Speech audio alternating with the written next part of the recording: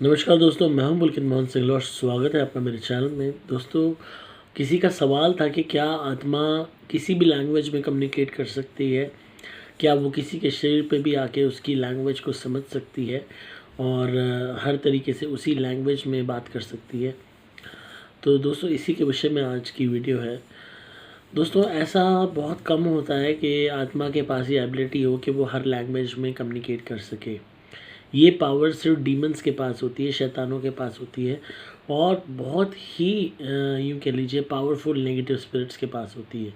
जो नॉर्मल आत्माएं होती हैं, भूत प्रेत होते हैं, जो आम आदमियों के मरने पे जो उनकी आत्माएं विचरण करती हैं, तो उनके पास ये एबिलिटी बिल्कुल भी नहीं होती। सपोज़ कोई इंग्लिश इंसान, कोई अंग्रेज़ इंसान की आत्मा किसी हिंदू पे आती है या किसी इंडियन पे आती है या मुस्लिम पे आती है, किसी पे भी आती है। I am not going into caste और कम्युनलिज्म, मतलब किसी भी मतलब हिंदी बोलने वाले इंसान पे आती है, किसी भी अंग्रेज़ की आत्मा जो इंग्लिश बोलती है, तब जब उसकी बॉडी में आएगी तो इंग्लिश में ही बात करेगी, जो लैंग्वेज में वो अपने जीवन काल में बात करती रही है। वो हिंदी में बात करना शुरू नहीं कर देगी, क्योंकि उसकी जो ये इस तरह काम करता है कि जो भी हमने अपने जीवन में सीखा होता है, जिस तरीके का जीवन हमने बिताया होता है, वही जो एबिलिटी है वो मरने के बाद रहती है, वही आदत मरने के बाद रहती है। और सबसे बड़ी बात है, आत्मा इस भौतिक शरीर के माध्यम से ही कुछ भी सीख सकती है, कुछ भी जान सकती है, कुछ भी ग्रास्प कर सकती है। शरीर ख़त्म हो जाने के बाद इतनी सारी पॉसिबिलिटीज़ ख़त्म हो जाती हैं आत्मा के सामने कि वो ऐसे असहाय हो जाती है कि जैसे कोई जानवर होता है। अब जानवर है, ना कमा सकता, ना खा सकता, ना कहीं जा सकता, पूरी तरह निर्धारित है हम इंसानों पे। या फिर अगर उसको कुछ किसी को खाना भी है तो ज़बरदस्ती किसी को मारना पड़ रहा है। इसी तरह आत्मा का हाल होता है, वो ना कुछ पढ़ सकती है, ना ऐसी कोई एजुकेशन उस टाइम अब ले सकती है, ना वो कोई काम धंधा कर सकती है, ना कोई नई नॉलेज गेन कर सकती है। बस उसके पास भी वही रॉ तरीके होते हैं, किसी के शरीर पे चढ़ जाओ और उसके माध्यम से खाओ पियो। हालांकि इसमें एक बात है कि सपोज़ किसी इंग्लिश बोलने वाली आत्मा किसी इंसान पे चढ़ती है जो हिंदी बोलता है, तो उसके शरीर में रहते रहते वो इस चीज़ को गेन कर सकती है, इस नॉलेज को ग्रास्प कर सकती है उसके बोलने के तरीके से। हालांकि उसमें भी बहुत देरी लगेगी, उसको बहुत टाइम लगेगा और धीरे धीरे ही डेवलपमेंट आएगा कि वो इस एबिलिटी में को पा सके। पर इन ओरिजिनल वो इंग्लिश में ही बात करेगी, जिस भाषा में वो आत्मा जीवन काल में बात करती थी शरीर के माध्यम से।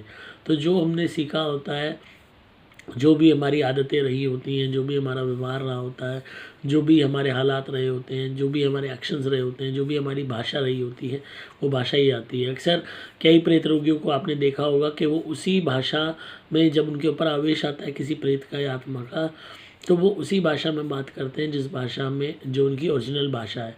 तभी हम डिफ्रेंशिएट कर पाते हैं कि हाँ, इस वक्त हमारा प्रेत रोगी नहीं बोल रहा, वो प्रेत बोल रहा है जिसने हमारे आदमी को रोगी बनाया है। तो जो है कई आपने मूवीज़ वगैरह में भी देखा होगा कि हर तरीके से जब भी कोई नेगेटिव एनर्जी या कोई भी सोल आएगी, तो जो उसकी ओरिजिनल आवाज़ होगी उसी आवाज़ की वो जो है ध्वनि निकालेगी, और जो इंसान है उसके थ्रू आपको एक डिफरेंट आवाज़ देखने को मिलेगी, बदली हुई आवाज़ देखने को मिलेगी। या तो आवाज़ भारी होगी, हल्की होगी, और उसके साथ साथ असेंट चेंज मिलेगा।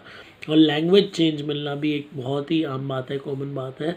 और वो क्लियरली दिखाता है कि जो अंदर बैठा है वो फलाना देश का या फलाना भाषा बोलने वाला इंसान हो सकता है, क्योंकि वो उसी भाषा में बात करेगी या करेगा।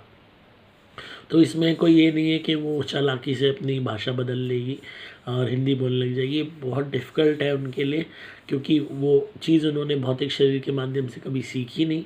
हालांकि अगर किसी आत्मा ने अपने जीवन काल में बहुत सी भाषाएं सीखी हो, तब इतनी पॉसिबिलिटी हो सकती है कि अगर उसे उस भाषा का भी ज्ञान हो, तब वो उस भाषा में इंटरप्रेट कर सके। अदरवाइज़ नॉट, वो उसी भाषा में इंटरप्रेट करेगी जिस भाषा में वो कभी जीवन काल में बोलती थी, जो भी उसने तालीम ली थी। बाकी जो भी ये आत्माएं होती हैं, जब किसी के शरीर पे आती हैं, जब अपना हक जमाती हैं, तो ये कभी भी नकल नहीं करती, कभी भी अब किसी और की आइडेंटिटी को अपने ऊपर नहीं लाती। मोस्ट ऑफ द केसेस में ये ठोक बजा के कब्ज़ा करती हैं, और जैसे उन्होंने चुप कब्ज़ा भी किया और जब आवेश आने लगा तो ठोक बजा के बात करती हैं, ताकि एक इनडायरेक्ट क्लेम करने के लिए कि तो बॉडी हमारी है, तो इसमें हम एक्ट अपने हिसाब से करेंगे, अपनी सोल के हिसाब से करेंगे, ना कि जो ओरिजिनल आत्मा है उसके हिसाब से। इसी वजह से आदतें बदल जाती हैं, व्यवहार बदल जाता है, भाषा बदल जाती है, सारी चीज़ों में एक सडन चेंज देखने को मिलता है, क्योंकि वो चेंज वो आत्मा लाती है बताने के लिए कि नया मालिक अब मैं हूँ। तो मुझे उम्मीद है आपको आज का कॉन्सेप्ट पसंद आया होगा, और जिसका भी सवाल था उन्हें जवाब मिल गया होगा। आज वीडियो मैंने छोटी बनाई क्योंकि कई लोग कह रहे थे बीच में कमेंट्स में कि वीडियो छोटी बनाया करो, ज़्यादा लंबी हो जाती है। तो हालांकि बहुत से लोग ये भी चाहते हैं कि वीडियो लंबी बने, तो ये है कि मैं कुछ लोगों के लिए वीडियो छोटी भी बीच में बना दिया करूँगा, कुछ लोगों के लिए लंबी वीडियोज़ भी बना दिया करूँगा, ताकि दोनों की लोगों की भावनाओं की हम कदर कर सकें, उनकी बात मान सकें, उनकी बात पूरी हो सके। तो मुझे उम्मीद है आपको आज का कॉन्सेप्ट पसंद आया होगा। तो इसी तरह सुनते रहिए, प्यार देते रहिए।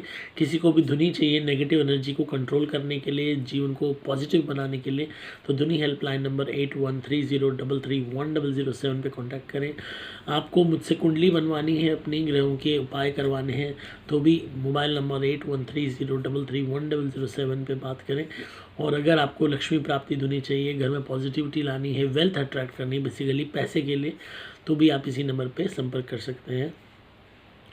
किसी को कोई भी परामर्श लेना है, कोई भी बात है, तो आप ईमेल कीजिए pulkitsingla901@gmail.com पे।